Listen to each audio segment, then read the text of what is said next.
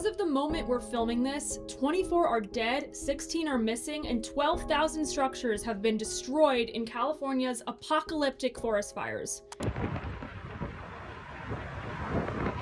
An area roughly 2.5 times the size of Manhattan has been incinerated. Continuous winds of up to 65 miles per hour are expected only to prolong the path of destruction. So who can Californians look to in the midst of unconscionable tragedy? Governor Gavin Newsom has been out and about, never too far from a camera, but his apparent nonchalance and usual gubernatorial grin is ticking off even the usually loyal fans, residents of the very blue areas affected by the fires.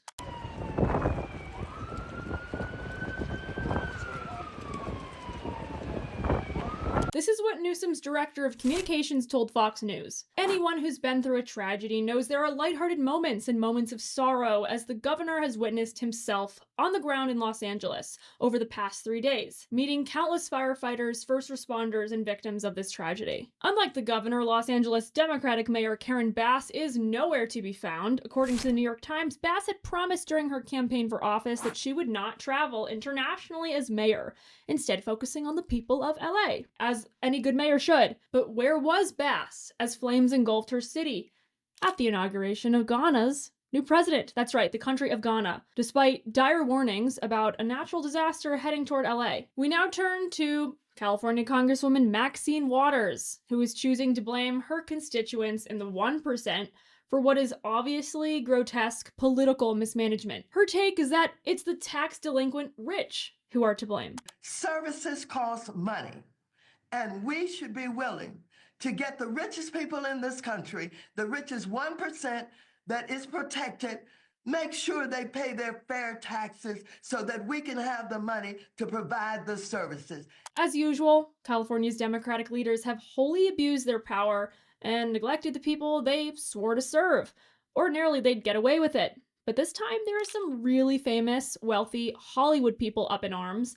The actors who've lost their homes in the fires to date include Jeff Bridges, Anthony Hopkins, John Goodman, Mel Gibson, Billy Crystal, oh my gosh, Sully and Mike Wazowski, Miles Teller, Paris Hilton, Milo Ventimiglia, Anna Faris, and many others. Could there finally be hell to pay now that progressive policy hits the limousine liberals and the celebrity elite? The reality is California, with some of the highest taxes in the country, had plenty of revenue to prepare for these fires. They just chose to spend it on illegal aliens and taxpayer-funded abortion tourism and homeless transgender people and endangered fish populations. Meanwhile, when firefighters are tapping fire hydrants, they're getting dust instead of water. The Santa Ynez Reservoir in the Pacific Palisades, an 117 million gallon reservoir, was offline, closed for repairs. Local officials aren't sure how long the reservoir has been out of commission, but here's what the LA fire captain told MSNBC. I asked the captain, out of every 10 hydrants you attach to today, on average, how many are you getting full water from? He says little to none. Newsom told NBC Sunday that the dry reservoir claims are smears. Reservoirs are completely full. The state reservoirs here in Southern California, that mis and disinformation, I don't think advantages or aids any of us. But that tired misinformation trick doesn't really work like it used to. We do know, though, from reporting here locally that one reservoir that serves the Palisades was not full. And that's exactly what triggered my desire to get the investigation, to understand what was happening with that local reservoir that was not a state system reservoir. First, emergency responders are turning on their leaders as they realize they've been set up to fail. Kristen Crowley, chief of the LA Fire Department, has publicly blamed city budget cuts that she says hampered the response and caused inoperative fire hydrants. Did the city of Los Angeles fail you and your department and our city? It's my job to stand up as a chief and exactly say justifiably what the fire department needs to operate to meet the demands of the community. Did they fail you? That is our job. And I tell you, that's why I'm here. So let's get us what we need so our firefighters can do their jobs. Did they fail you? Yes. There are reports as well that the hydrants weren't properly maintained. When a firefighter comes up to a hydrant, we expect there's going to be water. We don't control the water supply.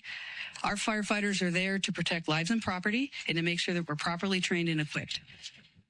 That's my position on this. So if there's no water, I don't know how the water gets to the hydrants.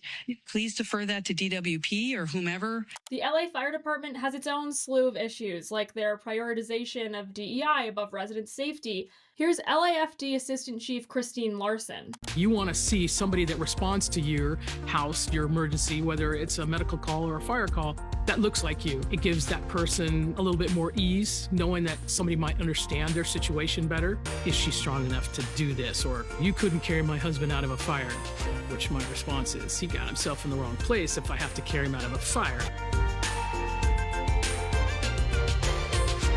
Mind you, this woman makes almost $400,000 to not even embrace the most basic duty of the fire department, saving people from a fire. She's joking about abandoning victims. Presumably, she took a fitness test to get this position, but it doesn't sound like she can do the job. Oh yeah, in a moment of actual peril in a burning building, I want to make sure that my rescuer is diverse. Just kidding.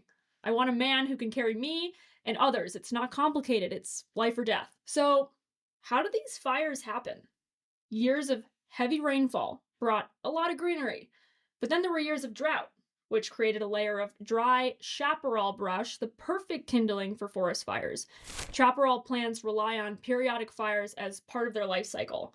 According to the LA County Fire Department, as unburned plants grow older, the amount of dead material increases dramatically. As humans move into areas with chaparral, it's imperative that the brush is raked up to avoid this type of catastrophe. But instead of owning up to their mistakes, California officials are saying that they're all victims of climate change. Do the bureaucrats think we're stupid enough to believe that rain and droughts are new? The reality is much of this could have been avoided with years of preparation. Trump shared his side of the story on Joe Rogan a few weeks before the 2024 election. Billions of dollars a year they spend on forest fires. And there's a case with the environment.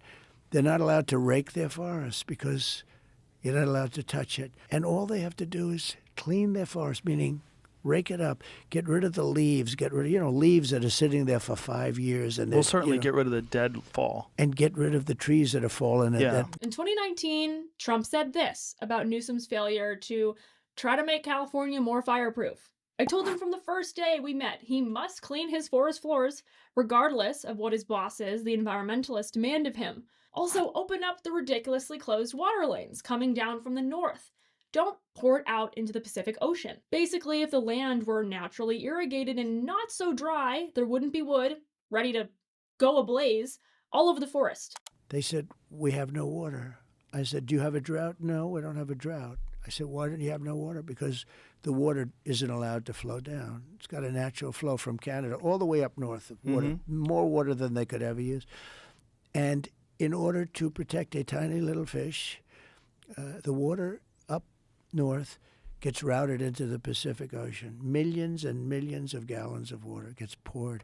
I could have water for all of that land, water for your forests. Your forests are dry as a bone. Yeah. Okay? Dangerous. That water could be routed. You could have everything. Okay, so that tiny little fish is called a smelt, and it's true. In 2019, the Federal Bureau of Reclamation, a branch of the Department of Interior that oversees water management, presented Newsom with a proposal to redirect water back to the Sacramento-San Joaquin Delta to supply farmers with natural irrigation. This, of course, stoked mass hysteria among environmentalists who were worried the plan would harm the endangered Delta smelt. The National Marine Fisheries Service and the U.S. Fish and Wildlife Service assured, through 1,300 pages of analysis, that the pumping plan would not jeopardize or threaten the endangered species. Still, California officials and environmentalists sued to challenge the proposal.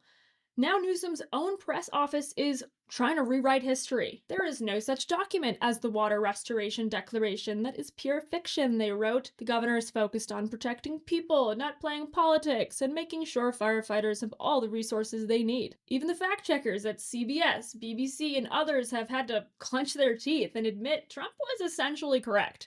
Half a decade ago, Trump was the villain for disregarding an aquatic endangered species. Now, Californians have lost everything, so Newsom can say he saved an insignificant fish. These horrific fires, which continue to displace thousands of Americans, have proven that instead of virtue signaling about climate change, California needs to worry about state survival and responding to predictable natural disasters. While we await the end of Newsom's time in office, though, we can at least celebrate the imminent departure of another greasy progressive hack to our north, Justin Trudeau.